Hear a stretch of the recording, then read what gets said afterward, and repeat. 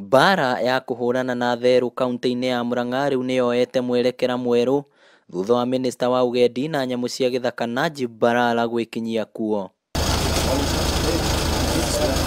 Rĩciria rĩa kũhingũra wabici ya rũhonge rwa kũrũmbũyania na nyamu cia githaka Murang'a nĩ rĩmwe rĩa maũndũ marĩa mathugundĩtwo nĩguo kũhonokeria arĩmi magetha na kugitira aikari kuumana na matharikira ma nyamu ici.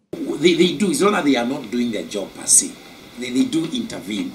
But I think we need a deeper and more sustained solution. We had an office here. That office was closed down because we didn't see the necessity of that office. But I have just directed that that office be reopened. Okay.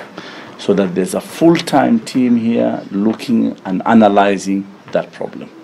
Gũkĩrĩ ũguo, Minister Balala nĩ yanĩrĩire kũmbwo gwa kamĩtĩ ya mwanya ĩrĩa ĩgũteithĩrĩria kũbanga mĩtaratara mĩkinyanĩru ya kũhĩtana na nyamu cia githaka nĩguo ĩtige gũtwara arĩmi hathara.